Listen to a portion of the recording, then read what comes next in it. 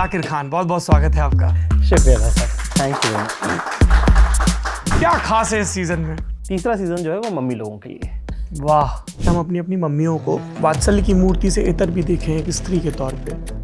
आपकी ये जर्नी कैसी रही? माँ और बेटे के क्या संबंध है और वो उनको कैसे देखती हैं और वो अपने बेटे के लिए क्या क्या चाहती हैं, सारा का सारा जो सीखने का श्रेय हमारे पूरे जीवन हमने हमारे पिताजी को दिया। हम खड़े अपने पिताजी के संस्कारों पे होते हैं, पर जो उड़ान है वो सारी हमारी मम्मी के संस्कारों से आई। मेरे पिता की अगर एक लाइन समरी दूँ तो वो मेंटल हॉस्पिटल में उन्होंने ज़्यादा समय बिताया, ना कि मेरे साथ या हमारे परिवार के साथ। मेरा जन्म 19 नवंबर को हुआ था, तो मेरी मम्मी ने मजाक में बोला था कि इंदिरा गांधी का ही पुनर्जन्म हुआ है तो ये प्राइम मिनिस्टर बनेगा तो ये मुझे यहाँ से निकाल देगा। कुमार वरुण तो उसी का बेटा है ना, तो वो कुमार वरुण इसीलिए क्विजर है कि उसकी जो जहनी समझ है, उसका जो प्रेजेंस ऑफ माइंड है, वो सिर्फ इसलिए नहीं है क्योंकि ये कुमार वरुण बहुत इंटेलिजेंट आदमी है। ये इंटेलिजेंट आदमी इसलिए बनना चाहते थे क्योंकि ये उसके बेटे, कि वहाँ से आ रहे हैं कि अरे ये तो पागल का बेटा है। कुमार वरुण, शादी की उम्र कितनी होनी चाहिए? क्या ये कहाँ से कहाँ आ गए? ज्वाइन करना होता है ना। मैं मम्मी के बारे में सोच रहा था शादी मैं कब से सोच रहा हूँ, जब से माँ के वक्त ख्यालों में। इस शक्ति का स्रोत कहाँ से है? ये कहाँ से ख्याल आता है? क्योंकि हम सब के अंदर वो एक है। मतलब हम लोग को चाचा विधायक हमारे क्यों बहुत पसंद आती है कि यार ये तो अपन है ना, कि कोई बात नहीं, कर लेंगे, मैनेज कर लेंगे। थोड़ा वो बताइए उसके पीछे का दर्शन और विचार। कोई एक बोले कि दीपिका पादुकोण का मैनेजर का मामा का लड़का है। मामा के लड़के की जो चौड़ है वो मैनेजर की नहीं है। बुलवा लेंगे, दुकान का उद्घाटन में आ जाएंगी दीपिका, हम फोन करते हैं, अरे कैसे नहीं आएंगी, हमारे भैया मैनेजर है, फलाना ढिमका, ये उनका चल रहा है अलग। ना दुकान में दीपिका पादुकोण कभी आएंगी, ना मैनेजर से कभी बात होगी, पर ये हॉक चल रही है। कितना जालिम है producer Zakir Khan. Shooting set पे जितने इश्यूज होते हैं ना, उसमें दो चीजें जब एक दूसरे टकराती हैं तो उनसे इश्यूज और कंट्रोवर्सीज क्रिएट होती हैं। वो है when insecurity meets disrespect, then the incident happens. हर दिन का खाना जो है वो जाकिर के घर से ही आता था। आंटी मम्मी हर दिन आती थी, पूछती थी कल क्या खाओगे। वो हमारे दिन का सबसे बड़ा मोटिवेशन होता था। और इनको कोई मोटिवेशन नहीं। मैं जेन्युइनली पहला मोटिवेशन तो ये था। मैं बता दूं, और कोई जितने बजट में हम बनाते हैं और कोई मोटिवेशन हो भी नहीं सकता। एक तो ये कि बजट बहुत कम है हमारा, तो बजट कम होने का जो सबसे खराब पार्ट ये है कि व्यवहार बहुत अच्छा रखना पड़ता है।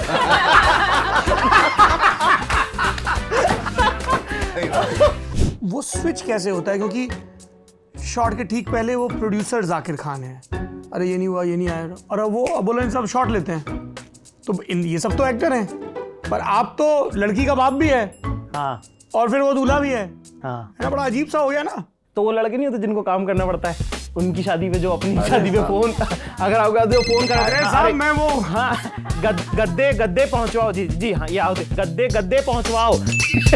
जाकिर खान, जो लोग नए नए प्रेम में पड़ ही गए हैं ऐसा उनको लग रहा है, उनको जो 3 हिदायतें देंगे। नए नए प्रेम में पड़ने की सबसे खूबसूरत बात ये रहती है कि आपको सब कुछ बहुत सुंदर लगता है, तो जब वो सुंदर लग रहा है तो उसको जाने, उसको महसूस करें, ठीक है? क्योंकि वो जब चला जाएगा तो वही याद आएगा।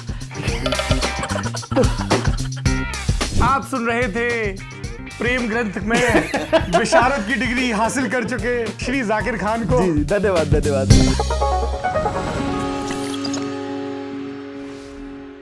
एक बहुत ही जाबड़ कवि हुए हैं, भवानी भाई उनका नाम था, भवानी प्रसाद मिश्र। उनकी एक कविता की पंक्ति है, अभिव्यक्ति आर्ट्स ने ये हमको बना के भेजी है।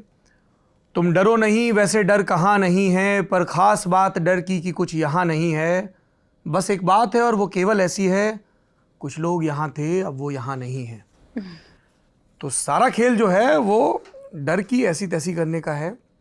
आज के हमारे जो मेहमान हैं, उन्होंने दुनिया ज़माने ने जो उन पे डर ला दे, उनको तिली लिली धप्पू किया, ठेंगा दिखाया, और इस कवायद में घुटने छिले, सांस फूली, कुछ एक दफ़ा तो आंसुओं को भी आधे रास्ते से लौटाना पड़ा कि आपके लिफाफे पे टिकट पूरी कीमत के नहीं लगे हैं, फिर कभी आना।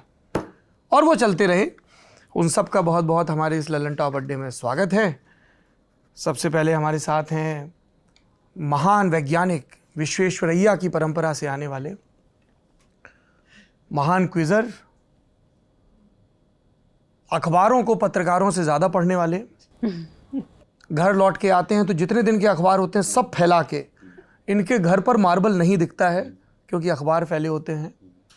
ऐसे बहुत ही सुंदर भुवन मोहिनी मुस्कान के मालिक, कमाल के क्विज़र, इतना ही पेमेंट हुआ था, कुमार वरुण।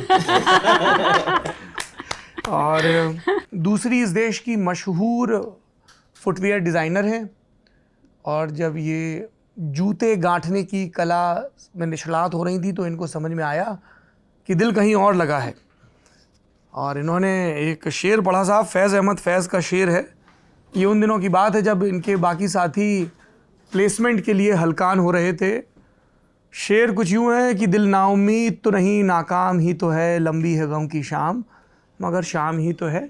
फिर ये एक ऐसे शहर में गई जहाँ पे शाम सुबह सी लगती है। शहर का नाम मुंबई है, और वहाँ पे नए सिरे से इनके मॉडलिंग और एक्टिंग करियर को परवाज़ मिली। हमारी दूसरी मेहमान वीनस सिंह, बहुत बहुत स्वागत है आपका। तीसरे मेहमान जो हैं वो हमारे भाई हैं, हमारा गुरूर हैं। हिंदुस्तान के सबसे बड़े स्टैंड अप कॉमेडियन वो नहीं हैं क्योंकि स्टैंड अप कॉमेडियन एक खांचा है, और मुझे ऐसा लगता है कि उनका हुनर और उनकी कीर्ति अब इससे आगे बढ़ चुकी है।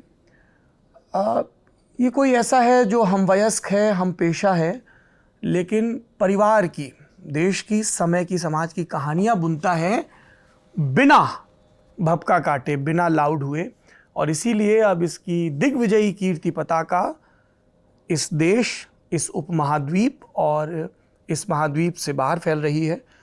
ऐसे कलाकार जो जब सिडनी जाते हैं तो रॉयल ओपेरा हाउस भर जाता है, जब हिंदुस्तान में वो शो करते हैं तो स्टेडियम छोटे पड़ते हैं, जब वो लंदन जाते हैं तो रॉयल एल्बर्ट हॉल पूरा खचाखच भर जाता है। पहले ऐसे हिंदी के, हमारी आपकी मादरी ज़बान के कलाकार जिनके टिकट ऐसे बिकते हैं कि हाउसफुल का बोर्ड लगाना पड़ता है, और जब ये न्यूयॉर्क जाते हैं तो मेडिसन गार्डन भी वैसा ही मंजर पेश करता है। इसलिए पूरे देश को जिन पर मान होना चाहिए, जिन पर फ़ख्र होना चाहिए, ऐसे कलाकार और प्रोड्यूसर भी। जाकिर खान, बहुत बहुत स्वागत है आपका। शुक्रिया सर, थैंक यू। अच्छा विधायक हैं हमारे। इसका सीज़न 3 आ रहा है अमेज़ॉन मिनी टीवी पे 25 अप्रैल को। ये बोलना ज़रूरी था। मतलब आ चुका है, यही सबसे ज़रूरी बात है। यही सबसे ज़रूरी बात, यही कला है, बाकी सब तो विज्ञान है। वाह। तो सबसे पहले वो पीआर वाले ज़रूरी सवाल। जी साहब, क्या खास है इस सीज़न में? मेरा बहुत मन करता है कुछ क्लीशे सवाल पूछने का। नहीं, ज़रूरी है भाई साहब। इस सीज़न में जो खास है वो है कि हर बार आपने देखा है कि पहला जो सीज़न था वो जो है हमने बनाया था साहब कि हमारी दोस्ती क्या होती है, मोहब्बत क्या होती है, उसको मद्देनज़र रखते हुए पहला सीज़न बनाया था।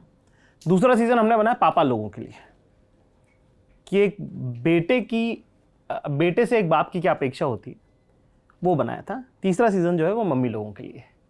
वाह। कि एक माँ और बेटे के क्या संबंध हैं और वो उनको कैसे देखती हैं, और वो अपने बेटे के लिए क्या क्या चाहती हैं, और उनके जीवन में क्या क्या होना चाहिए, कि मेरा लल्ला कैसा है। तो ये उसकी कहानी है। इस बार उस करवट से हमने उसको लिखने की कोशिश करी है। और चाचा विधायक जो शो है वो ना सिर्फ मेरे लिए एक शो है, पर मेरे लिए रिश्ते समझने की भी एक जगह है, कि लिखते वक्त अंदाज़ा होता है कि सही लिखा गया कि नहीं लिखा गया। जैसे कि एक बड़ी कहानी है प्यारी, कि जब पहले सीज़न में हमने जब लिखा तो अलका जी के साथ जब रीड कर रहे थे हम, जब वो जो हमारी मदर प्ले कर रही है, उनकी लाइन ही नहीं थी उनकी ना। तो वहाँ से वहाँ तक जहाँ पे अलका जी से मम्मी जैसे संबंध है, जाकिर भाई बिल्कुल पिता की तरह हमको प्यार करते हैं, तो वो संबंध हम जो है वहाँ के यहाँ भी ले आए हैं उनको, और वैसा ही वो लाड करते हैं, वैसे ही वो समझाते हैं, सिखाते हैं। तो राजेश और अमृता पाठक के किरदार में फिर वो कंफर्ट भी आता है, वात्सल्य दिखता है। जी। Very nice.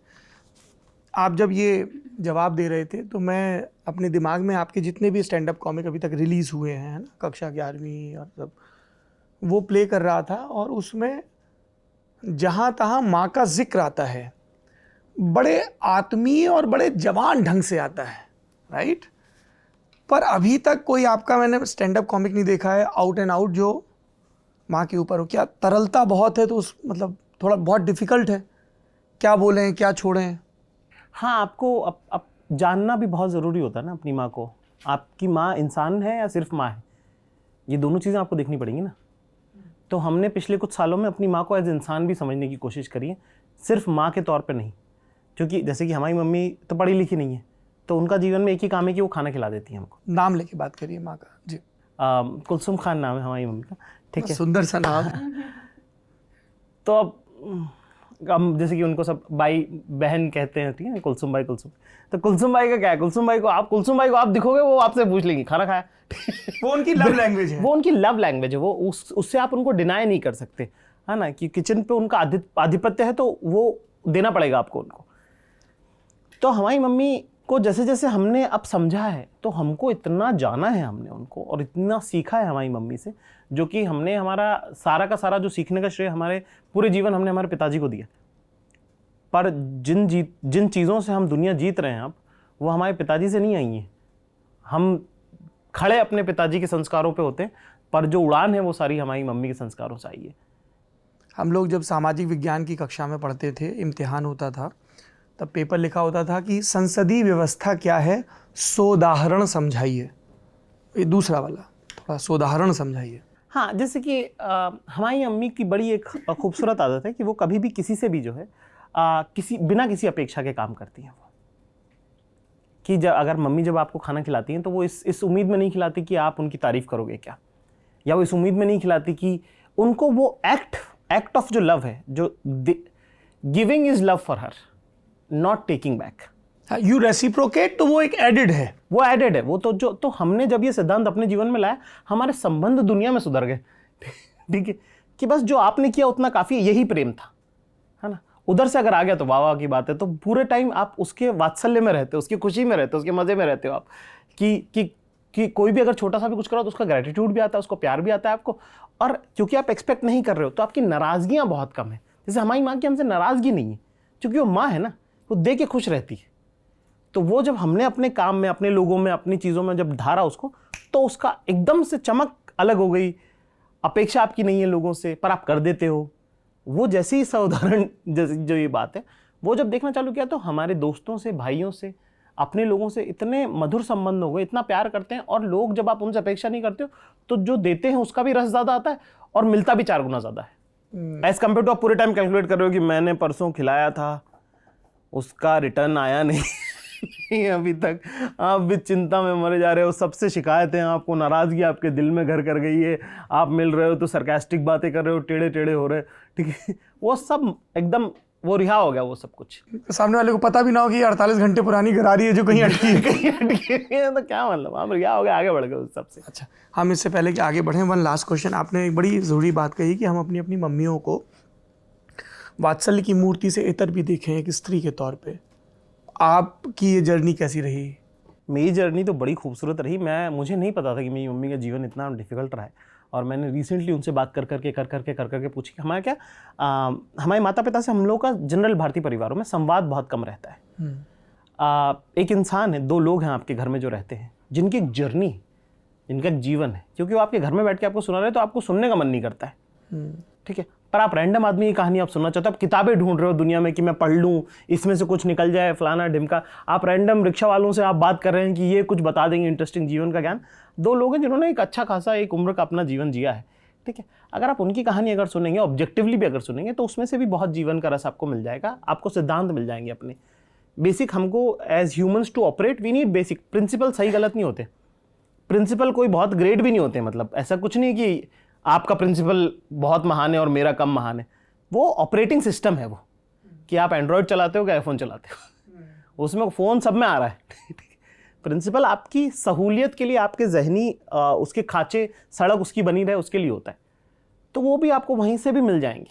तो जब से हमने ये जाना है, हमारा इतना सरल हो गया है। घर में ही आपके 2 लोग हैं जिन्होंने जीवन जिया, उनसे बात करो, मस्त मज़ा आता है, वो अपनी बताते। दूसरा, सुनने की जो art of listening is so important. जैसे कि आपको, जैसे सब बच्चों को मैं बोल रहा हूँ, ये मैं ज़ीशान अरबाज को भी बोलता हूँ ये बात, कि जब आप किसी बड़े इंसान से मिलें तो आपको क्या लगेगा कि इसको मैं अपना बता दूँ सब कुछ। आप बस सुनिए, आप उससे पूछिए कि आप कैसे हैं, क्या है। आप 15 मिनट वो बात करेंगे ना, उसको लगेगा कि मुझे कुछ देना है। Conversation is an exchange. बहुत कम लोगों को पता है कि वो बातचीत ना पैसे का व्यवहार जैसा है। वो कि अगर किसी ने ज़्यादा बोल दिया, उसने कुछ ज़्यादा दे दिया, तो फिर उसको लगता है कि इससे कुछ बातचीत भी अगर बहुत अच्छी हो जाती है ना, तो लोग कुछ दे जाते हैं कि यार बहुत मज़ा आ गया इस बातचीत में, तो अब मैं कैसे कॉम्पनसेट करूँ। तो वो आपसे पूछेंगे कि what can I do for you, tell me something which I can do for you. उसमें भी इतना दुनिया का काम निकलता है, और आपने किया क्या, बस सही सवाल पूछ के सुना है लोगों को। तो हम हमारे माता पिता के साथ सही सवाल पूछ के सुनते हैं, बहुत मज़ा आता है पिछले 10 सालों में। बहुत सुंदर। वीनस जी, हाँ जी। आपने कभी किसी इंटरव्यू में अपनी माँ के बारे में बात की है? हाँ की है आज भी करते हैं, बताइए। क्योंकि इन्होंने मुझे वो हुक दे दिया है जी। है ना, कि ये सीज़न मदर्स के बारे में है। बताइए मुझे अपनी मदर के बारे में। तो मेरी मदर जो हैं वो एक आर्मी फैमिली और सबको ना अपनी अपनी मम्मियों के नाम लेके बताना है। पापा का तो हर जगह वो सरकारी भी, फलाने जी वल्द है, गब्बर सिंह वल्द, मोहर सिंह, हीरा सिंह, क्या नाम था उसका शोले में जो भी, हाँ हीरा सिंह था। अरे क्विजर बैठा है ना, लोडी नहीं। शोले में 2 हीरा है, एक हीरा राम नाई जो जेल में होते हैं, और एक अच्छा। गब्बर के पिता हीरा। अरे वाह। हरिराम नहीं है वो? हरी सिंह, सॉरी ये लो। गब्बर के पापा का नाम क्या था? हरी सिंह। हरी सिंह। और वो हीरा, हरी सिंह और हरिराम, 2 हरी हरी, हीरा। दो हरी, दोनों ही हरी हैं। गब्बर सिंह वल्द हरी सिंह। हाँ, वल्द हरी। जी, सॉरी वीनस सिंह। नहीं नहीं, वीनस सिंह और गब्बर सिंह का कोई ताल्लुक नहीं है। Thank God. मेरी मम्मी का नाम है कंवल सिंह, और लाइक आर्मी बैकग्राउंड, मतलब my Nana was in the army, तो she is an army child, फौजी बच्चा। फौजी बच्चा, बिल्कुल, एंड वेरी ट्रू फौजी बच्चा। बहुत शहरों में वो रहीं, बहुत उनके हर शहर की कहानियाँ हैं जो मैंने बहुत सुनी है। मेरा ऐसा नहीं था कि मेरा संवाद नहीं था अपने माँ बाप के साथ बहुत ज़्यादा। मैं एक लौता बच्चा हूँ अपने पेरेंट्स का, कोई सिबलिंग नहीं है, तो मेरी शुरू से उनके साथ बहुत बातें हुई। उन्होंने भी बहुत मेरे से बातें करी, बहुत शेयर किया मुझसे कि हमारे चाइल्डहुड में क्या क्या हुआ, जो भी उनकी कहानियाँ रहीं। मैंने बहुत उनकी कहानियाँ सुनी, अभी भी मैं सुनती हूँ उनसे बहुत स्टोरीज। जैसे उदाहरण? तो किन किन शहरों में रही कंवल सिंह जी? जम्मू में बर्थ हुआ उनका, उसके बाद कलकत्ता के पास जो भी कैंट है वहाँ रही हैं, आसनसोल जी जी, भी रही हैं, लखनऊ में बहुत समय गुजारा, जलंधर पोस्टिंग हुई, वहाँ पे भी रही हैं। तो ये सब और शहर। कहानियाँ क्या सुनाती हैं? अपने स्कूल की बहुत उनकी कहानियाँ हैं, और उनकी एक बड़ी बहन थी जिनका ड्यू टू सम डिजीज़ उस टाइम पे उसका कोई इलाज नहीं था, तो she was about 7 when she passed away. तो वो एक बहुत टर्निंग वो रहा, मतलब फॉर अ चाइल्ड वो बहुत अच्छा, वो एक बहुत अच्छा एक्सपीरियंस नहीं था। तो वो बहुत बार उनकी फ़ोटोज़ लेकर ना मेरे साथ बैठती हैं कि ये देखो कि इसकी शक्ल इससे मिलती है, ये देखो कितनी सुंदर हैं। तो उनका वो बहुत, जबकि वो सिर्फ 7 साल की थी बहन हाँ, जब गुजरी। या तो वो वाली बहुत स्टोरीज़ हैं उनकी, जो भी वो 7 इयर्स की उनकी जो भी मेमोरीज़ रही हैं अपनी सिस्टर के साथ, तो वो बहुत बार वो फ़ोटोज़ लेके बैठती हैं। और अपनी मदर के साथ उनका बहुत क्लोज रिलेशनशिप था, तो जिसकी वजह से मेरा अपनी नानी के साथ बहुत, I had a very very close relationship with my नानी। तो वो जितनी भी उनकी वो बचपन वाली स्टोरीज खेलती बहुत थी। She was a basketball player, state level basketball player, और इनको ये था कि मुझे she wanted to study more, और हमेशा ये बोलती हैं कि उस टाइम पे उतना एक्सपोजर नहीं था, नहीं तो मुझे पेट एनिमल्स बहुत पसंद है, तो मैं वेटनरी साइंस में जाना चाहती थी, बट उस टाइम पे बहुत ज़्यादा एक्सपोजर नहीं था कि कहाँ से करा जाए, क्या करा जाए। तो वो उनका आज तक का उनका रिग्रेट है, उनका बहुत मेजर रिग्रेट है उनकी उसमें कि मैं वो नहीं कर पाई। मम्मियों के जो रिग्रेट है ना, हाँ, कसम से तोड़ देते हैं भीतर ये से। बहुत उनका एक रिग्रेट है, और ये कि शादी बहुत जल्दी हो गई। थोड़ी और देर से होनी चाहिए थी, तो मैं कुछ और पढ़ लेती, मैं कुछ और बन जाती। But she became a teacher, she just retired a couple of years back, और वो आज भी पढ़ाती हैं, क्योंकि जब वो रिटायर हुई तो मुझे भी ऐसा लगा कि थोड़े दिनों तक तो मुझे लगा ठीक है, बहुत चिल्ड आउट है, अच्छी बात है, वे घर में हैं और सब सही है, बढ़िया है। फिर मुझे लगा, मैंने कहा नहीं नहीं नहीं, इनसे नहीं हो पाएगा ये सिर्फ घर पे और घर के काम, इनको कुछ तो करना पड़ेगा, नहीं तो ये तो अलग ही ट्रैक पे चली जाएंगी ये। तो इन्होंने फिर फिगर आउट किया कि thanks to COVID online education का एक बहुत वो चल गया और ऑनलाइन टीचिंग पॉपुलर हो गई, तो अब वो पढ़ाती हैं बहुत सारे बच्चों को, ज़्यादातर जो सिंगापुर में हैं, और इंडियन बच्चे जिनको हिंदी पढ़नी है और सब्जेक्ट्स भी पढ़ने हैं, तो वो ऑनलाइन अब हमसे ज़्यादा बिजी हैं, वो उनसे पूछना पड़ता है भाई आज क्लास कितने बजे है, खाना कितने बजे मिल सकता है, आकर आपके साथ खाना है तो कब खाएं। इस कहानी से हमें ये सीख मिलती है कि अध्यापकों का हमेशा व्यस्त रहना बहुत ज़रूरी है। बिल्कुल। अब ये बता रही थी हमारे पिताजी अध्यापक रहे हैं, हमारी पत्नी की माँ वो भी फौजी बच्चा है, अध्यापिका। अच्छा। उनका व्यस्त रहना बहुत बहुत ज़रूरी ज़रूरी है है। साहब। ये स्टाफ रूम की जो दुनिया है ना, जिसमें अमर उजाला में एक छोटा से कॉलम में छप गया कि ज़्यादा चाय पीने से ये भी हो सकता है, और उसके बाद वो एक हफ्ते तक उसकी जो छाई रहती है बातचीत में। वाह। तो जब आपने ये तय किया कि आपको फुटवियर डिज़ाइन करना है जी। और फिर तय किया कि नहीं करना है, हाँ। उस दौरान उनका रोल क्या था? तो उनका एक बहुत इम्पॉर्टेंट रोल हमेशा से जो रहा, स्कूल से ही जो एक बात मेरे को बहुत क्लियरली कही भी गई, उनकी कहानियों से भी निकली कि आपकी अपनी फाइनेंशियल इंडिपेंडेंस बहुत ज़रूरी है। आपको कुछ तो करना है ज़िंदगी में जिसमें आपको फाइनेंशियली अपने आप को इंडिपेंडेंट करना है, ताकि किसी पर भी आपको डिपेंड नहीं होना, अपने फादर पर भी नहीं, अपनी मदर पर भी नहीं, अपने पार्टनर पर भी नहीं। आपके पास खुद का अच्छा खासा सब होना चाहिए, तो आप सेव भी करें, आप सब कुछ करें, वो शुरू से वो था। तो फुटवेयर डिज़ाइनिंग वाला जब आया तो she was happy about it because, but she was also little sceptical in the sense कि नया फील्ड था, बहुत ज़्यादा लोग, कोई footwear designing was not a very common field of study, तो थोड़ी सी स्केप्टिकल थी, but she was very supportive कि हाँ ये करो। In fact to a certain extent she funded quite a lot of my education also. She was the primary funder of my education. मतलब ऐसा तो होता ही है ना, मतलब मेरा वो था कि मम्मी पापा तो फीस देंगे और कौन देगा। And यहीं पे हमको लगता है हमारा अमेरिका का वीज़ा कैंसिल कर दिया जाए। अपना तो यही है ना। हमको एक आप जिक्र कर रही हैं, मैं अभी होली पे घर गया, हमारे भाई साहब उनकी गल्ला मंडी यानी अनाज की मंडी में आढ़त है, तो उनके एक दोस्त आए जो उनको हम बचपन से देखते आए थे, अपने बेटे को लेके, जिन्होंने लॉ की पढ़ाई की है। तो उनके बड़े अरमान थे युवराज के कि साहब ये करेंगे वो करेंगे, और बोले और फिर मुझे वो बर्डन भी लगता है कि मेरे फादर ने मुझ पर इतना इन्वेस्टमेंट किया है बचपन से, तो मुझे वो भी लौटाना है।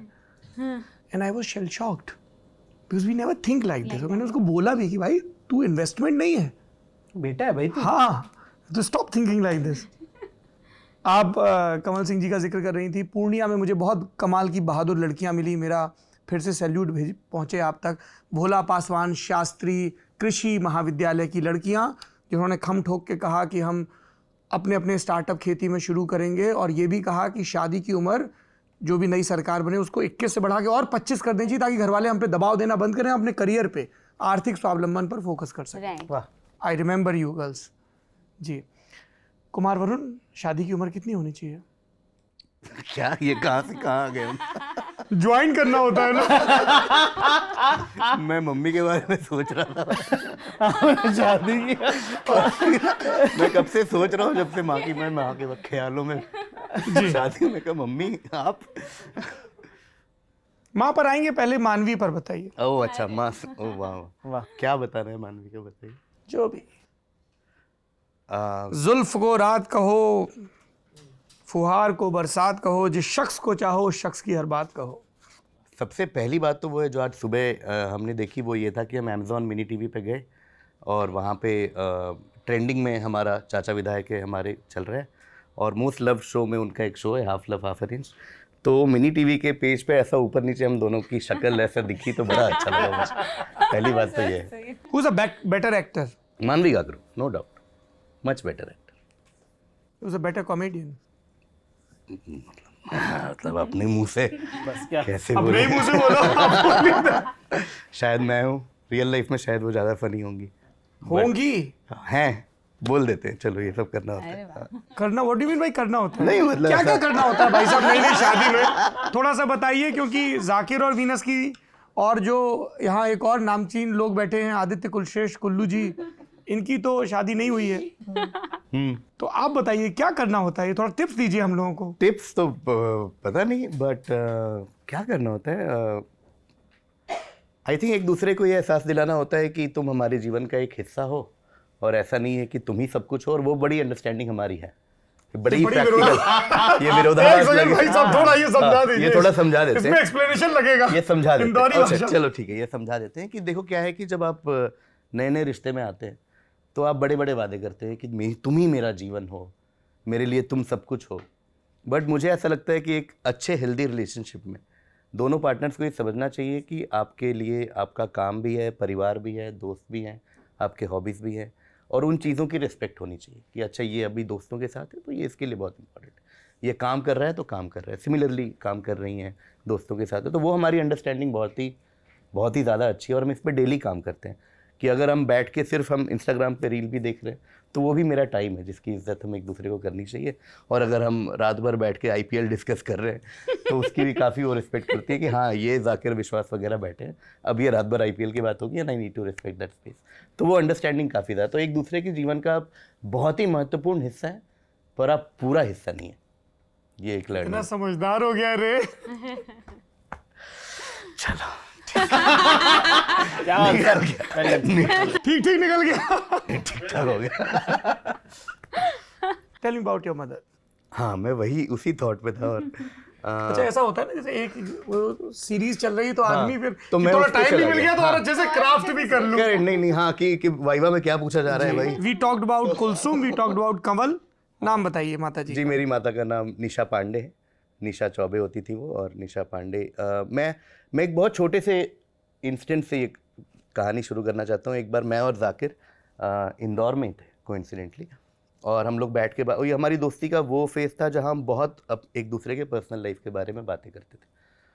तो मैंने इनको बोला कि यार मेरे दादाजी ने मेरे लिए बहुत कुछ किया है यार, ऐसी कोई बात हुई, और मैं एक दिन जब ऑस्कर जीतूंगा ना तो सिर्फ दादाजी को थैंक यू बोलूँगा, ऐसा मैंने इनको बोला। और फिर मैंने मजाक में कहा कि ऑस्कर तो चलो फिल्म फेयर जीतूंगा तो उस दिन तो थैंक यू कर ही दूंगा। तो इन्होंने भी वैसे बोला कि यार सर यार ऑस्कर फिल्म फेयर का वेट नहीं करना चाहिए, अपने को थैंक यू करते रहना चाहिए यार, पता नहीं जीवन का क्या है नहीं है, कर देना चाहिए। तो मैंने कहा हाँ ठीक है। और अगले ही साल दादाजी चले गए। मैं पब्लिकली कभी उनको थैंक नहीं कर पाया, और ऑस्कर फिल्म फेयर तो बहुत दूर की बात है। तो उस दिन के बाद से हम दोनों काफ़ी ये बात करते हैं कि कभी जब मौका मिले ना तो मम्मी की और बाकी लोगों की बात कर दो, पता नहीं जीवन का कोई भरोसा नहीं है। मैंने पब्लिकली कभी भी अपने बचपन के बारे में, परिवार के बारे में, माता पिता के बारे में बात नहीं की, और वो भी मैंने इनसे सीखा है, क्योंकि इन्होंने मुझे बोला था कि सर वो हम लोग उस स्टेज पे आ गए कि हमको अपने पास्ट के बारे में शर्मिंदा होने वाला अपना है नहीं। इनके घर पे हम बैठे थे बम्बई में, और इन्होंने कहा था कि सर हो गया, अब एम्बैरेस होने की ज़रूरत नहीं है अपने जीवन में और अपने बचपन को लेके। और तो मुझे लगता है ये मौका है कि मैं, घर परिवार वाले ही बैठे हैं तो कुछ बातें शायद पब्लिकली पहली बार बोल देता हूँ। तो मेरी मम्मी की शादी मेरे पापा से हुई, और मेरे पापा एक क्या शब्द यूज़ करें, हिंदी में बोले तो मानसिक रूप से विक्षिप्त व्यक्ति कह सकते हैं, और अंग्रेज़ी में अभी भी डॉक्टर्स कुछ हर बार कुछ नया बोलते हैं कि सिज़ोफ्रेनिक या जो भी बोल रहे हैं। बट मेरे पिता की अगर एक लाइन समरी दूँ तो वो मेंटल हॉस्पिटल में उन्होंने ज़्यादा समय बिताया, ना कि मेरे साथ या हमारे परिवार के साथ।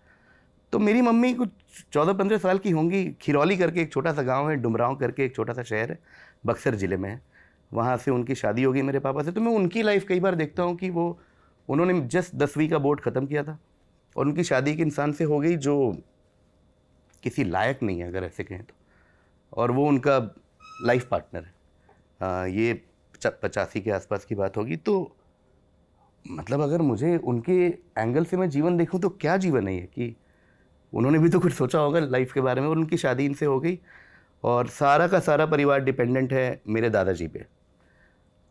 तो उनके दिमाग में तो जब मैं पैदा हुआ हूँगा, और ये बातें उन्होंने कभी बोली नहीं बट इतना तो समझ आ ही गया कि मैं ही उनका सब कुछ था, कि भाई ये जल्दी बड़ा होके कुछ कर ले तो हमारा जीवन निकल जाए, क्योंकि पति तो किसी काम के है नहीं, और दादाजी कब रिटायर हो जाएंगे और कब चले जाएंगे। तो यही है। मेरा जन्म 19 नवंबर को हुआ था, और 19 नवंबर इंदिरा गांधी का बर्थडे है और इंदिरा गांधी जी का देहांत उसी के आसपास हुआ था। तो मेरी मम्मी ने मजाक में बोला था कि इंदिरा गांधी का ही पुनर्जन्म हुआ है ये तो ये प्राइम मिनिस्टर बनेगा तो ये मुझे यहाँ से निकाल देगा। और ऐसे छोटी मोटी मजाक की बातें होती रहती कि मेरा नाम भी संजय गांधी के बेटे का नाम था वरुण, तो उनको इस तरह की बातें उनकी होती रहती थी कि ये प्राइम मिनिस्टर बनेगा। और उनका जीवन तो इसमें, मैं 3 या 4 साल का था जब मतलब मुझे कुछ याद भी नहीं है, तो मैं हॉस्टल चला गया था। तो अब मैं समझ पाता हूँ कि एक माँ के पहले बेटे के साथ उनको वो मौका भी नहीं मिला। मैं कुछ 3, साढ़े 3, 4 साल का, देवघर करके एक बहुत छोटा शहर है, अभी झारखंड है, वहाँ पे मैं हॉस्टल में चला गया और जीवन भर मैं उनसे दूर ही रहा। जो मुझे बड़ा होकर समझ आया कि मेरे दादाजी ने इंश्योर किया कि मैं अपने पिता के साए में और उस छत के नीचे ना रहूँ, बाहर रहूँगा तो कुछ ना कुछ सीखता रहूँगा, कुछ करता रहूँगा। तो मुझे देवघर है, फिर मुझे अपने चाचा के पास भेज दिया गया। मतलब जीवन में कोविड में जो 2 साल मेरी मम्मी ने मेरे साथ बिताए, वो सबसे लंबा समय है जो मैंने उनके साथ एक छत के नीचे बिताया, जब हम लोग काफ़ी उनके साथ हमने टाइम बिताया। तो मेरी मम्मी की कहानी तो ये है कि एक औरत है जिनकी शादी हो गई और पूरा जीवन मेरे भरोसे निकाला, और अब वो मुझे देखती हैं तो उनको पता नहीं, प्राइम मिनिस्टर तो बहुत है, but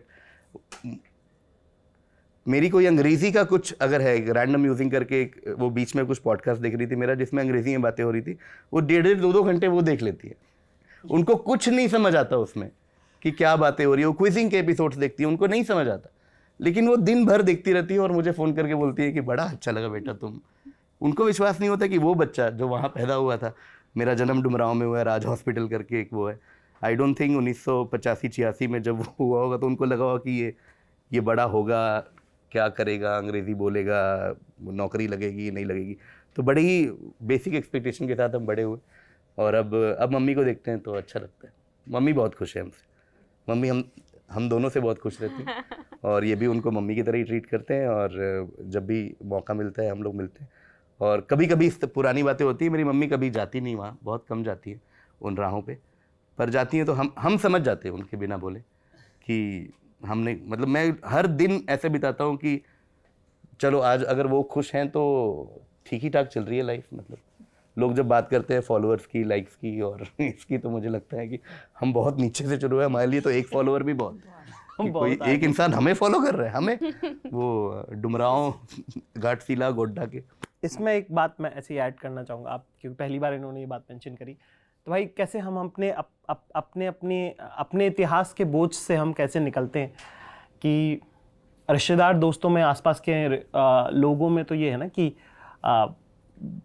I don't want to say that but to better word, कि इनके पिताजी की जो तबीयत और उनकी जो जहनी हालात है उसको लेके जिस तरह के शब्द कहे जाते होंगे, तो कुमार वरुण तो उसी का बेटा है ना, तो वो कुमार वरुण इसीलिए क्विज़र है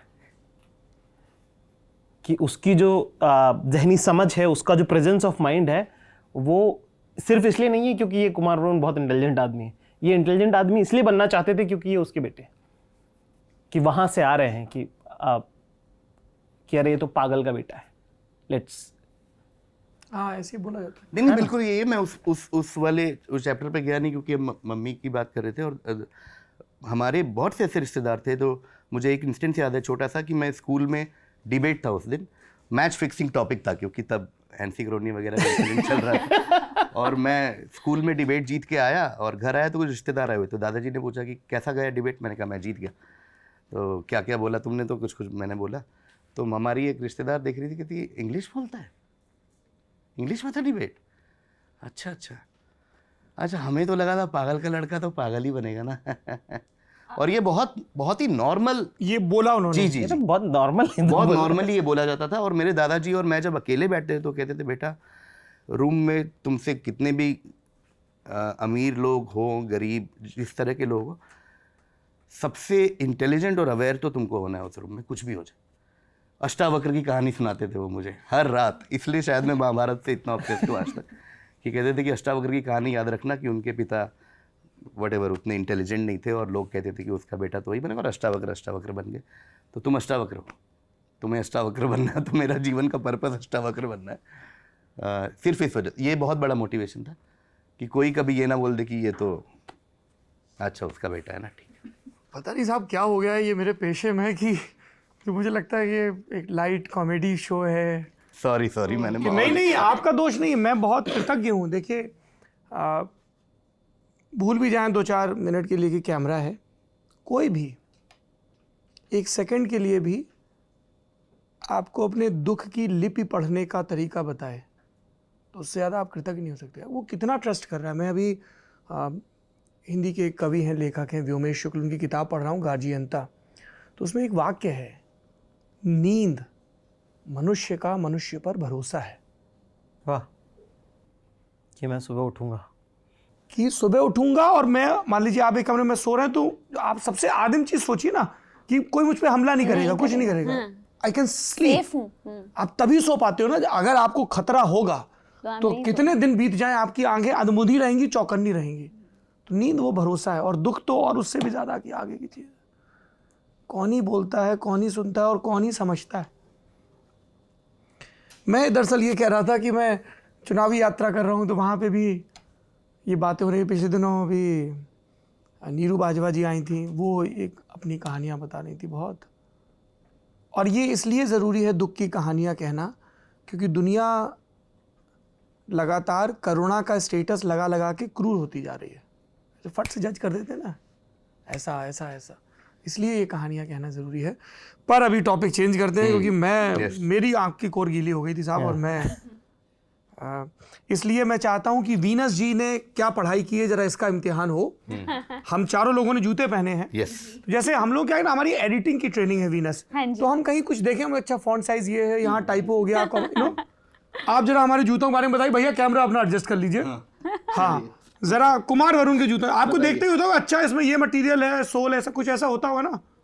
तो नहीं, हाँ नहीं, ये वो वाला हाथ तक, ये तो सबको ही पता होता है। ये हाँ, ये ऐसा बहुत बार हो जाता है इनसे बात करते टाइम कि वो पता है वो जो क्रिश्चियन डियोर का जो है ना, उसमें लेदर का वर्क, मतलब क्या, कौन सा, क्या, किसका, कहाँ पे क्या वर्क है। हाँ जी बताइए।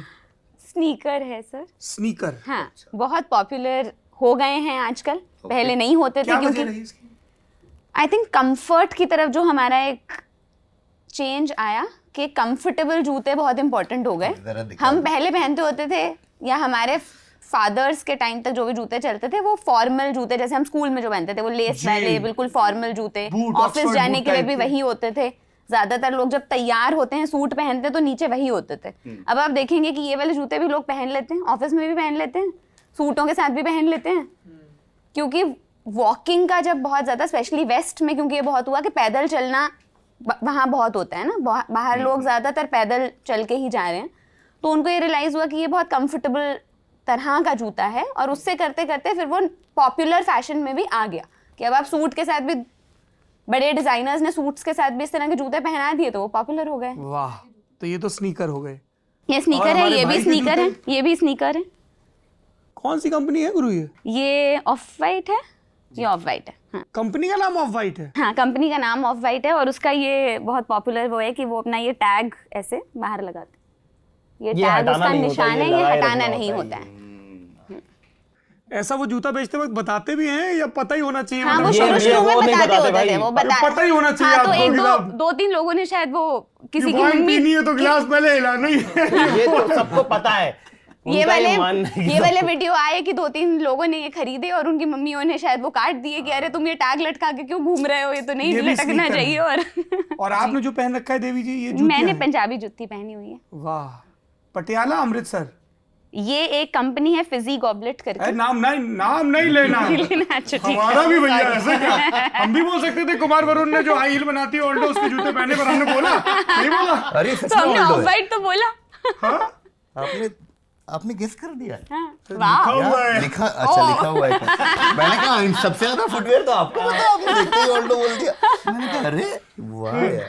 हाँ नहीं, वो एक चाव होता है ना कि जो बड़े लोग हैं, ताकतवर लोग हैं, वो क्या पहन रहे हैं क्या नहीं। रॉनी भैया को ये चाव बहुत है। जी सर। इस शक्ति का स्रोत कहाँ से है, ये कहाँ से ख्याल आता है? क्योंकि हम सब के अंदर वो एक है, मतलब हम लोग को चाचा विधायक हमारे क्यों बहुत पसंद आती है कि यार ये तो अपन है ना, कि कोई बात नहीं, कर लेंगे, मैनेज कर लेंगे। थोड़ा वो बताइए उसके पीछे का दर्शन और विचार, और अब कब कितनी मुश्किल आती है, क्योंकि कहानी काफ़ी आगे बढ़ गई है, तो एक बेसिक कोर उसका डिफाइन हो गया, तो उसमें अब क्या ऐड करना है, क्या हटाना है, वो लिखाई का प्रोसेस कौन कौन इन्वॉल्व रहा? जैसे कुछ लोग बोलते हैं ना कि फलानी चीज उससे बेहतर कोई नहीं करता, ये चीज उसको भी नहीं पता थी। एक दिन उसने बाय चांस किया और उसके बाद वो करता रहा लगातार। ठीक है, कि हम एक दावा करते हैं और फिर दावे को जीने की कोशिश करते हैं। हाँ, ठीक है, ये सबका जीवन है। इसके अंदर अगर आपको किसी को लग रहा है कि वो बहुत यूनिक है तो नहीं है। ठीक है, कि हम कहते हैं कि हाँ फलाना हम करवा देंगे, हो जाएगा, उसी का नाटकीय रूपांतरण है ये शो। है ना, कि वो कहता है, उसने पहले सीजन में कहा कि मेरे अश्विनी पाठक मेरे चाचा हैं, तो एंड में मिल गया वो एक दिन उसको। तो तो अब उसको उनसे अब उस रिश्ते से वाबस्ता होना पड़ेगा। पर जब जो हमारी जो यात्रा है उस शो के अंदर वो इस तरह से है कि अब आप यहाँ पे बैठे हुए कोई पत्रकार है, आपके बच्चे बहुत, हमको पता ही है ना ये सब लोग कैसे बात करते हैं कि अरे साहब वो हाँ वो आए थे, फलाने मिनिस्टर आए थे, कहने लगे ये हमने तो उनको ये बोल दिया, जबकि इनकी कोई बातचीत नहीं है, ठीक है। वहाँ दूर कोने में बैठे थे, ये यहाँ पे किसी ने बातचीत करी थी, उसको रेफरेंस से अपने गांव में इलाहाबाद में फ़ोन करके अपने दोस्त को बोल दिए, उसके मुंह पे बता दिए हम उसको, है ना। चौंक गया देख के कि लड़के में तो बड़ा दम है, ये सब ये चल रहा है यहाँ पे, झोंक दिए है ना, हौका दिए और ये सब, ये और कुछ हुआ नहीं है, इनकी कोई बातचीत नहीं है। पर अपने गाँव में वर्चस्व की लड़ाई जो है कि जो आप ऐसी किसी के बारे में बोलते हो, जैसे कि मैं इसका एग्जाम्पल देता हूँ कि कोई एक बोले कि दीपिका पादुकोण का मैनेजर का मामा का लड़का है, मामा के लड़के की जो चौड़ है वो मैनेजर की नहीं है कि बुलवा लेंगे दुकान का उद्घाटन में आ जाएंगी दीपिका, हम फोन करते हैं, अरे कैसे नहीं आएंगी, हमारे भैया मैनेजर है फलाना ढिमका, ये उनका चल रहा है अलग। ना दुकान में दीपिका पादुकोण कभी आएंगी, ना मैनेजर से कभी बात होगी, पर ये हॉक चल रही है। कल को इसी आदमी की दीपिका पादुकोण के यहाँ नौकरी लग जाए, ये 4 बार सोचेगा कि दीपिका पादुकोण यार ऐसे नहीं आती है, मतलब वो ठीक है थोड़ा because you get familiar with the system, लोगों का भी भरोसा बढ़ जाता है, आप साथ दिख भी रहे हो तो आप वैसी गप्पबाजी नहीं कर पाते। तो दूसरे सीजन में वो प्रॉब्लम हो गई अचानक से। अब तो जानते हैं विधायक जी जानते हैं, ऑफिस में काम करना पड़ रहा है उनके यहाँ, तो आप ऐसे रैंडम प्रॉमिस नहीं कर सकते ठीक है। तो तीसरे सीजन में जो यात्रा है वो यहाँ से चालू होती है कि साहब निकाल दिया उन्होंने फिर से, ठीक है। तो निकालते ही आप फिर से फारिग हो गए, तो फिर से आप उसी रोड पे आ गए, फिर से वही हरकतें चालू कर दी। हाँ चाचा जी तो क्या हो जाएगा, उसमें क्या है, पार्टी फंड के लिए पैसे चाहिए, उसमें वो अपनी फालतू हरकतें कर रहे हैं। तो वो जो कहानी है वो फिर से वहीं उसके गूढ़ पे वापस आ गई, उसका जहाँ से जनन होता है वो वहाँ पे वापस आ गई। और कैसे वो फिर से खुदाई दावा है ना, किसी दिन तो आपको बड़ा होना पड़ता है ना, एक दिन आता है ना जिस दिन आपको फैसला करना पड़ता है कि हो गया आप बड़ा, या तो डर लो या तो आप डर सकते हो, नाम कर सकते हो, दोनों एक साथ नहीं होता है। बहुत प्यारी लाइन है ये, मतलब ट्रेलर में ये लाइन आई तो मैंने कहा यार तो हाँ, क्या तो डर सकते हैं या तो नाम कर सकते हैं, दोनों एक साथ थोड़ी होता है।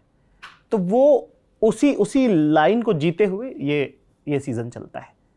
लिखाई में कौन कौन इन्वॉल्व रहता है? तो गोपाल जी जो हैं वो हमारे हेड राइटर थे इस बार, डी गोपाल दत्त जीडी उर्फ गोपी द ओपी हाँ तो वो हेड राइटर थे। उसके अलावा साहिल, शुभम लड़का है जिसने बहुत मेहनत करी हमारे साथ, रात भर बैठ के जब हम लैपटॉप लेके एक दूसरे की आंखों में बस देख रहे होते कि कुछ नहीं आ रहा है ये अगला सीन क्या होना चाहिए भाई, ठीक है। और ऊपर से क्या कि शोज में ना एक बड़ी खूबसूरत चीज़ है जो बड़ी कमाल की लगती है कि आप कोई भी शो शुरू करो दुनिया का, ठीक है, पहले तो एपिसोड आपको लग रहा होता है कि क्या हो रहा है, ये कुछ भी है, मतलब आप क्योंकि आप रिव्यूज़ पढ़ के आपने देखना चालू किया कि इतना क्या बोल रहे हैं लोग, खास है कि नहीं।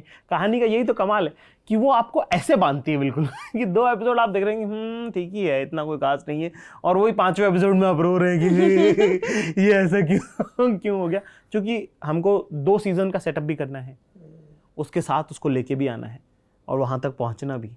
तो वो मेरे ख्याल से इस सीज़न की यात्रा बहुत अच्छी रही। हमको वो भी रखना था कि जिसने कोई भी सीज़न ना देखा हो वो भी देख ले, और जिसने 2 सीज़न देखा उसको भी बोरिंग ना लगे।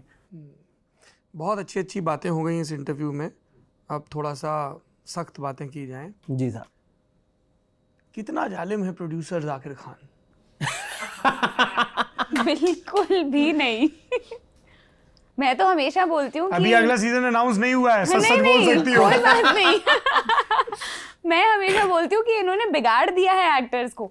इनके सेट इतने कमाल हैं और सेट पे जो भी माहौल है वो इतना कमाल है। उदाहरण समझाइए हमको, ये सब तो सब तारीफ करते ही हैं प्रोड्यूसर की। तो वो सेट जो है चाचा विधायक का, और ये हम बीच में भी हम बहुत इसके बारे में बात कर रहे थे कि चाचा विधायक का set is like coming home. आप घर आ रहे हैं, आप एक घर से निकले हैं, काम पे नहीं जा रहे हैं, आप दूसरा घर है आपका, आप वहाँ जा रहे हैं और थोड़ा सा आप काम कर लेंगे, बहुत सारा खाना खा लेंगे, बहुत अच्छा, बहुत सारे दोस्तों से मिल लेंगे, मजे की बातें हो जाएंगी, साथ साथ में काम भी हो जाएगा, एक्टिंग वर्कशॉप भी हो जाएगी। अच्छा और ये इतने अच्छे से ट्रीट करते हैं अपने एक्टर्स को। बहुत बेसिक चीज़ें, जैसे मैंने जब सीज़न 1 शुरू किया था, मैं दिल्ली में रहती हूँ, मैं बम्बई में रहती नहीं हूँ, मेरा घर यहीं है, मैं जाती हूँ काम करके आ जाती हूँ। और ये बहुत एक रोड ब्लॉक था मेरे काम में कि अरे आप यहाँ नहीं रहते हो, कौन फ्लाई डाउन करवाएगा, अरे इसमें तो this is extra expenditure for the producer ना, कि आपको अब टिकट भी देनी पड़ेगी, आपके रहने का भी इंतज़ाम करना पड़ेगा, फिर आपको बीच में वापस भी आना होगा, तो एडेड वो है। ये पहले प्रोड्यूसर थे जिनको इस बात से कोई तकलीफ़ नहीं थी कि ठीक है जो भी आपका बजट डिसाइड हुआ उसके अंदर ये चीज़ मान के चली गई है कि आपको ये करना है, पर उस बात से कोई प्रॉब्लम नहीं है। और जिस तरह से आपको रोज़मर्रा की भी जो आपकी है, जिस तरह से आपको एक सेट पे ट्रीट किया जा रहा है, आपको जो इम्पोर्टेंस एज एन एक्टर मिलनी चाहिए कि आप एक सेट पे हो, एज अ फीमेल जो आपको कंफर्ट चाहिए अपने सेट पर, आपकी चाहे वो आपकी वैनिटी हो, चाहे जो लोग आपके साथ काम कर रहे हैं उनके साथ जो भी आपका एक कंफर्ट है, आपके बेसिक आने जाने का जो रोज़ पहुंचना, अगर आप दूर कहीं शूट कर रहे हैं तो वहाँ से वहाँ जाना, वहाँ से वापस आना, एक बेसिक सेफ्टी का जो एंगल है, वो सब चीज़ें हर कोई नहीं सोचता है। और मैंने बहुत एड्स शूट करी हैं, तो मैं बहुत सेट्स पर गई हूँ, जी। ये वो बताइए फिर, कहीं भी नहीं है जी। इस तरह का जो। तो ये बताइए, आपने हीरोइनों के टेंट्रम्स की कहानियां सुनी हैं? हाँ, जैसे जैसे हर किसी की होती है कुछ कुछ हमने नहीं कहानियाँ। सुनी भाई, बता दीजिए आपने सुनी है। क्या टेंट्रम्स नाम करते क्या हैं? लेना? नहीं, नाम मत लीजिए, माना एक्स करके, हम लोग तो मैथ्स की बैकग्राउंड वाले लोग हैं साहब। हमको जो माना एक्स। माना एक्स। वैल्यू हम निकाल लेंगे। क्या क्या टैंट्रम्स होते हैं जी। जो मैंने सुने हैं? हाँ, और आपने किए नहीं होंगे। हाँ, मैंने ये ये मैं वो प्रोड्यूसर इनसे से पूछना पूछूंगा। पड़ेगा कि हाँ हम के टैंट्रम्स किए या नहीं किए, पर होते हैं। I think choice of clothes को लेकर टैंट्रम्स होते हैं। कोई सीन है तो उसमें कितनी लाइंस आपकी हैं, कितनी नहीं हैं, कोई पैरेलल लीड है, if there is another girl जी, तो उसका कितना इंपॉर्टेंस है वर्सेस आपका कितना इंपॉर्टेंस। जैसे अभी चाचा विधायक हैं हमारे में, एक और आ गई हैं, हाँ, ओनिमा कश्यप, तन्वी के रोल में। हाँ, कंपटीशन हो गया है। सीजन 2 में ही आ गई थी। जी, हाँ, नहीं, अभी तो अनिमा, और- हाँ, अब तो और आगे आ गई हैं। शूटिंग सेट पे जितने इश्यूज होते हैं ना, उसमें दो चीजें जब एक दूसरे टकराती हैं तो उनसे इश्यूज और कंट्रोवर्सीज क्रिएट होती हैं। वो है when insecurity meets disrespect then the incident happens. क्या सुंदर बात है, वाह। कि उनको लग रहा है कि वो मोटी हो गई हैं और वो ड्रेस नहीं जम रही है ना, और जो प्रोड्यूसर है उसका एटीट्यूड कि यही पहनेगी तू, तो ये लड़ाई है, इनसिक्योरिटी एंड डिसरिस्पेक्ट। क्योंकि वो जो टेंट्रम है वो कहीं और से आ रहा है। वो जैसे कि जो चीज़ें जो मांग रही हैं वो आपको अनफेयर लग रही हैं, क्योंकि वो इसीलिए है कि डिसरिस्पेक्टेड ना फील हो। और क्योंकि इनको अनफेयर लग रही हैं तो ये मेक श्योर कर रहे हैं कि डिसरिस्पेक्ट फील हो। वो टसल है। बताओ कुमार वरुण, तुम भी कुछ तो बुराई बता दो। प्रोड्यूसर जाकिर खान। मैं सच में चाह के भी बुराई नहीं कर सकता, क्योंकि है नहीं। अच्छा, तुमको लग रहा है कि मैं चाह के पूछ रहा हूँ? मतलब मैं बहुत मानवीय स्टैंड अप कॉमेडियन भी अच्छी है। मतलब नुक्स चाहे तो निकाल के भी नहीं हो सकता, क्योंकि ये बहुत ही पारिवारिक शूट है। ये बिल्कुल ही ऐसा परिवार यहाँ बैठा है और चलिए शूट पे चलते हैं, वैसा है। सो उदाहरण समझाएं तो खाने से लेकर हर दिन का खाना जो है वो जाकिर के घर से ही आता था। आंटी मम्मी हर दिन आती थी, पूछती थी कल क्या खाओगे, वो हमारे दिन का सबसे बड़ा मोटिवेशन होता था। कई बार सेट पे अंकल और इनको कोई मोटिवेशन मैं जेन्युइनली पहला मोटिवेशन तो ये था। मैं बता दूं, और कोई जितने बजट में हम बनाते हैं और कोई मोटिवेशन हो भी नहीं सकता। क्योंकि मैं शाम में ही अगले दिन का रिक्वेस्ट डाल देता था आंटी के पास कि कल मैं ये खाऊंगा, और मैं सुबह से मड आइलैंड पहुंच के बस कब होगा लंच में। मड में भी कुछ पार्ट किए, इंदौर में किए। तो मड, थाने और इंदौर के बीच में हम लोग इसको शूट करते हैं, क्योंकि क्या है कि रोज रोज कैमरा लेके उतना तो नहीं ट्रैवल कर सकते ना आप। कई बार सेट पे अगर कोई सीन चल रहा है और अंकल आंटी अगर सेट पे आए हैं तो वो कैमरे के पीछे हैं, तो हमें लगता था कि हम उनके सामने काम कर रहे हैं, वो वाला। एक बार इमोशनल सीन हुआ, वो हम यूजुअली सेट पे राइटर या डायरेक्टर की तरफ देखते हैं कि सब ठीक जा रहा है ना, बट उस दिन ऐसा हुआ कि हमने सीधा वहाँ देखा अंकल आंटी को, और आंटी ऑलमोस्ट रो रही है और आके हमारे पास रुकी थी, तुम लोग बहुत अच्छा काम करते हो बेटा।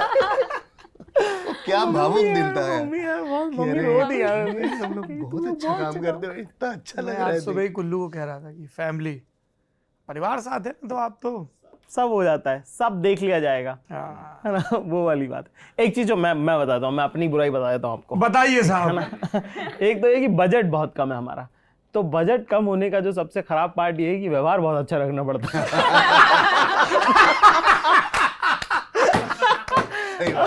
क्या पैसे नहीं दे रहे, प्यार से तो बोलो। कि पैसा नहीं दे रहे, कम से कम ढंग से तो बात कर सकते हो ना।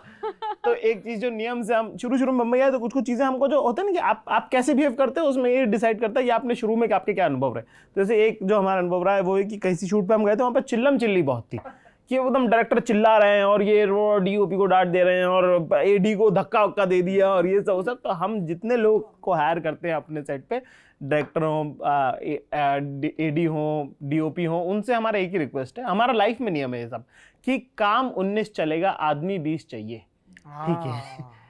कि काम तो कोई रॉकेट नहीं बना रही दुनिया, ठीक है ना, सब हो जाता है, ठीक है। बहुत अच्छे लोगों से भी खराब काम हो जाता है, बहुत नॉर्मल लोगों से भी अच्छा काम हो जाता है, तो काम तो हो जाता है, इट्स ओके, रिलैक्स, ठीक है। इंसान ढंग के होके नहीं है।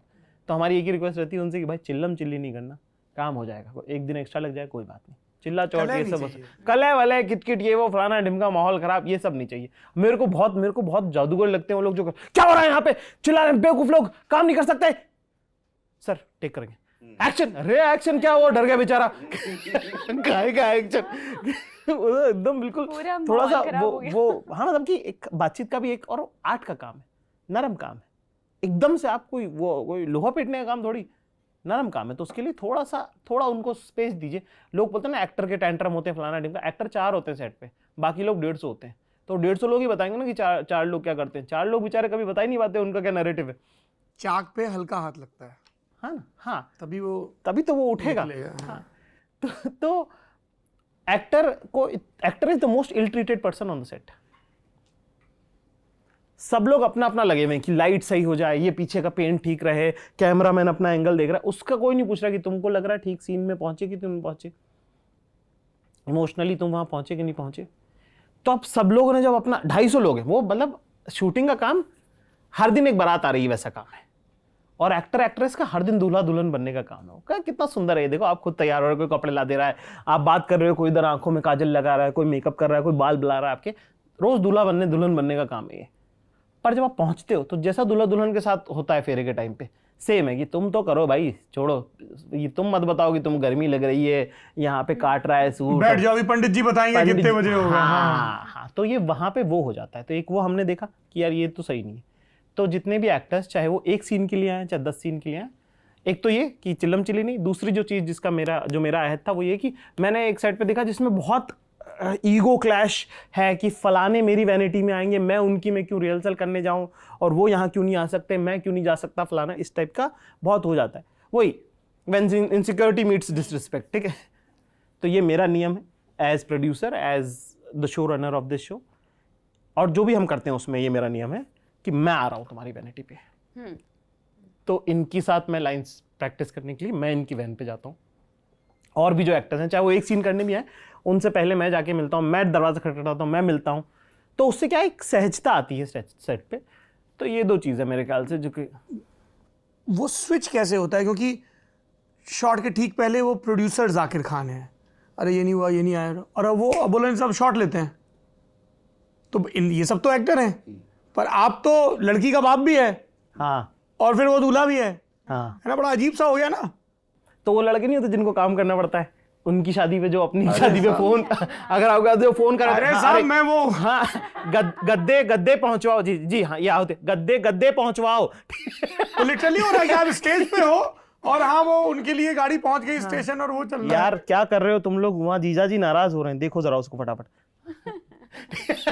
तो वो है उसका पार्ट। पर ये कि जैसे जिसको आप फोन कर रहे हैं वो कोई है ना वहां पे दूसरे एंड पे, आप भले स्टेज पे पर कोई है ना दूसरे एंड पे। ऐसे हमारे दूसरे एंड पे है आलिया करमाली करके, एक हमारी दोस्त है जो चाचा विधायक है हमारे के 3 सीजन से बिल्कुल बाकायदगी से, वो उनका ही शो है, वो हमारा शो नहीं है, वो रन करती हैं उस रूम को। तो वो स्ट्रेस जो है वो बेयर करती है। पर है कि आप जैसे कि मान लो यहाँ पे अब आप शूट कर रहे हो, अब अगर ये दीवार खिरने लग जाए तो दिखता तो है ही आपको, दीवार भी आप ही की है, खिर भी रही है, अब आपको दिख रहा है कि अब ये दीवार बनने में तो 1.5 घंटा लग जाएगा। तो वो चिंताएं आपकी रहती है, जबकि बाकी जो एक्टर्स हैं उनका वो रहता है कि हाँ अच्छा दीवार गिर रही, ठीक है। पर आपको दिख रहा होता है कि दीवार दिख रही है, स्कोर क्या हुआ है, हाँ, मतलब वो तुरंत वहां से, हाँ, ठीक है। तो वो आपका मन खाती हैं। पर ये कि आपकी जो टीम के लोग हैं, जो आपका प्रोडक्शन वाले हैं, वो थोड़ा उसका वजन लेते हैं।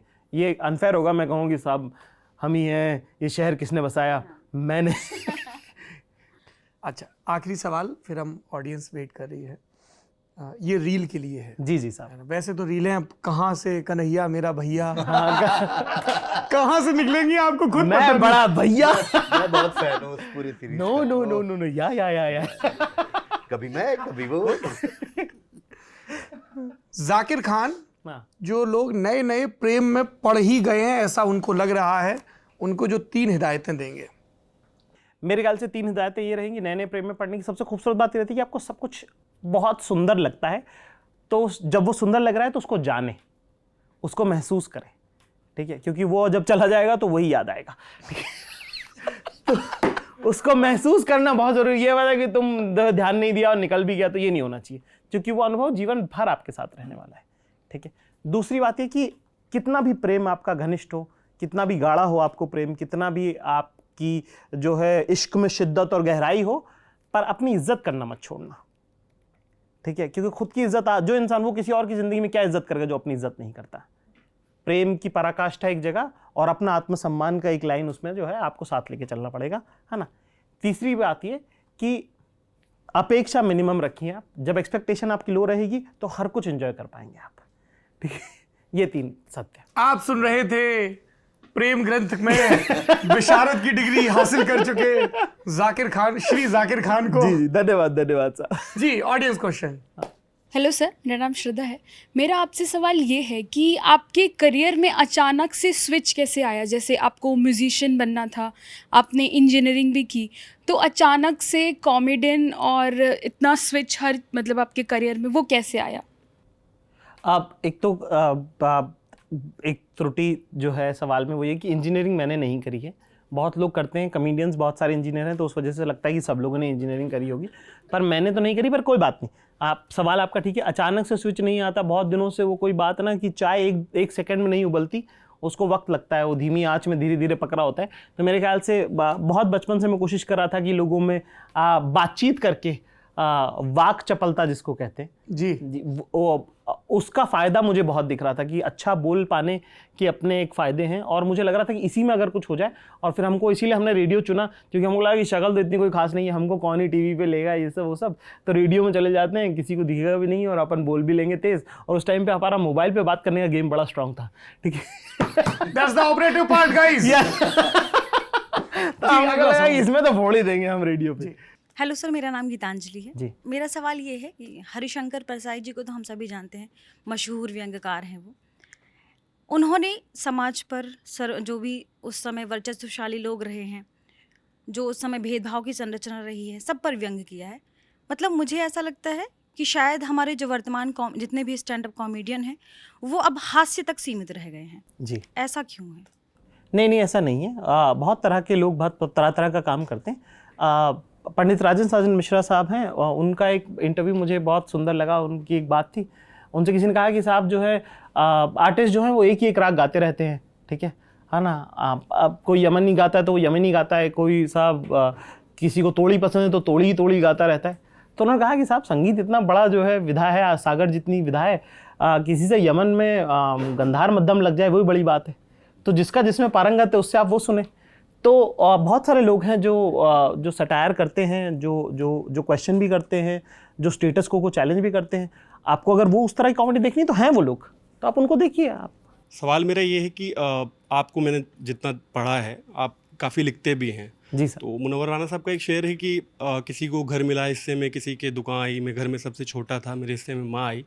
इसको कैसे डिस्क्राइब करेंगे आप अपनी भाषा में? एक सवाल ये था, मतलब आप क्या समझते हैं शेर से? ये मेरी ज़िंदगी के सबसे पहले सुने हुए शेरों में से एक। मुनव्वर राना साहब को मैंने पहली बार जब सुना तब ये शेर उन्होंने पढ़ा था, और देखते ही मैं जो है मेरी आंखें चौंधिया गई, आंसू आने लगे। और उतनी कम उम्र में नहीं समझ में आता कि क्यों बात दिल पे लग गई है, कि क्या है ऐसा कि किसी के हिस्से में माँ आना कितना खूबसूरत होता है। तो मैं घर में सबसे बड़ा हूँ और मैंने अपने हिस्से में माँ अभी भी रख रखी है, ठीक है। शायद ये उस शेर का इम्पैक्ट है, और यही मेरे ख्याल से कविताओं की, शायरी की, आर्ट की सबसे खूबसूरत बात थी कि उसकी छाप अगर आपके जिस्म पे पड़ जाए ना तो वो निशान नहीं जाता। हेलो सर, मेरा नाम गुरवी सिंह है। जी। आप शायरी बहुत अच्छा करते हैं। जी सर। आपका परसेप्शन मुझे बहुत पसंद है। तो बस 4 लाइन में मैं चाहती हूँ कि आपकी जो ज़िंदगी है, देखने का तरीका है, उसे आप 4 लाइनों में बताएं जिसमें आपके माता पिता और प्रेमिका सब इन्वॉल्व हो। अभी लिखी नहीं है, जब लिखूंगा तो ज़रूर आप तक पहुंचाऊंगा। हाँ, ये तो बिल्कुल मुझे लगा कि होमवर्क दिया जा रहा है कि एक 4 लाइन का लिखो जिसमें माता पिता प्रेमिका और ये सब तीनों आना चाहिए उसके में। सर, अभी लिखा आपने नहीं। 3 सीरीज बनाई थी ना, माँ पे, फिर अभी माँ पे आ रही है, पिता पे है, इसलिए मैंने सोचा इतना आप बोलते हैं मैं कुछ तो चार- ये ध्यान रखूंगा मैं। शुक्रिया, आपने होमवर्क दिया है मुझे, मैं करके आऊंगा इसको। Thank you. जी सर। और मेरा सवाल ये कि जो अफसाना गोई का हुनर आपके अंदर है, क्योंकि हम लोग जब जाते हैं आपको देखने तो इस उम्मीद से आते हैं कि वहाँ कॉमेडी होगी, और होती है वहाँ पे कॉमेडी, बट आप जो ज़िंदगी का एक ऐसा सच है जो हम लोग शायद अपने माँ बाप से छुपाते हैं, और ख़ास तौर से इस एज में जो कई लोगों के अपने माँ बाप से अच्छे रिश्ते नहीं हो पाते हैं या उनसे बोल नहीं पाते हैं, तो उनके अंदर ये हिम्मत पैदा हुई है कि वो माँ बाप से बात करें, उनसे अकेले में पूछें, ठीक है। तो आपको लगता है कि आप कभी कभी आपको एहसास होता होगा कि शायद मैं कोई बहुत बड़ा काम कर रहा हूँ, या सोचते होंगे, ऐसा कुछ होता है आपके, मतलब आप महसूस कर पाते हैं इसको? नहीं यार, तो इसका मैं जवाब देता हूँ इस सवाल का। वो ये है कि मेरी गलतियाँ मैं सुधारने की कोशिश करता हूँ। मेरे माँ बाप से संबंध बहुत ख़राब रहे, 7-8 साल मेरी बातचीत बंद थी उनसे जितने वक्त मैं दिल्ली रहा, और मैंने अपने माँ बाप से संबंध सुधारे हैं वापस, ठीक है। तो जब मैं इन्फीरियोरिटी कॉम्प्लेक्स की बात करता हूँ तो मैं उससे निकल चुका हूँ, या फिर थोड़ा सा निकल पाया हूँ, या मैं उससे ऊपर उठ के अपने आप को देख पाता हूँ थोड़े वक्त के लिए, इसलिए मैं उसको एड्रेस कर पाता हूँ। वैसे ही जो मेरे भी संबंध हैं मेरे माँ बाप से, वो ख़राब होकर बेहतर किए हैं मैंने खुद से। तो क्योंकि मैंने ये किए हैं और उसका इफ़ेक्ट मैंने अपने चाल चलन पे, अपनी रोज़मर्रा की ज़िंदगी पे देखा है कि जब आपकी माँ से आपकी अगर फ़ोन पे बात हो जाती है तो आपको कैसा महसूस होता है, ठीक है, एज़ कम्पेयर टू जब आप बहुत साल तक नहीं होता। तो ये छोटी सी बात है कि किसी रिश्ते में अगर आप घर ढूंढने लग जाएँ, ठीक है, हाँ, तो और आपके अगर घर वालों से बात नहीं होती तो आप उसी में अगर घर ढूंढने लग जाएँ, और अगर वो रिश्ता अगर डामाडोल हो जाएगा तो फिर आप बेघर लगता है आपको। पर वहीं पे अगर आपका घर है, आपके लोग हैं जो आपको संभाल लेंगे, तो आपका जो है किसी का आना जाना जो है वो आपकी जड़ें नहीं हिलाता, ठीक है। तो ये जब मुझे समझ में आई ये चीज़, तो उसको मैंने बहुत अच्छे से धाराएं पिरोया है, और मैं अपने जो छोटे भाई बहन हैं या जो दोस्त हैं, जो आप लोग जो सब देखते हो, उनके साथ ईमानदारी से वो चीज़ शेयर करने की कोशिश करता हूँ। इसीलिए मैं बात करता हूँ, और मुझे नहीं लगता कि मैं कोई बहुत बड़ा काम कर रहा हूँ, पर मैं जो मेरा सीखा हुआ है वो मैं अपने दोस्तों को भी वो बांटता हूँ, अपने भाइयों को भी बताता हूँ, अपनी जो छोटी बहनें हैं, जो आसपास जितनी लड़कियां हैं, उनको भी मैं बताता हूँ। तो वैसे ही मैं आपको बताता हूँ, मेरी इंटेंट बहुत साफ़ है मेरा। हो सकता है कि मुझे गलत आता है अभी, पर जितना भी आता है जो मुझे सही लगता है वो मैं बता देता हूँ सबको। Thank you. चाचा विधायक हैं हमारे सीज़न 3 अमेज़ॉन मिनी टीवी पर 25 अप्रैल से ब्रॉडकास्ट हो रहा है। कुछ और भी सीरीज़ हैं, पर वो लोग प्रमोशन करने नहीं आए हैं तो उनका जिक्र हम क्यों ही करें। सब अपने अपने घर पे देख लें आसपास क्या दिख रहा है।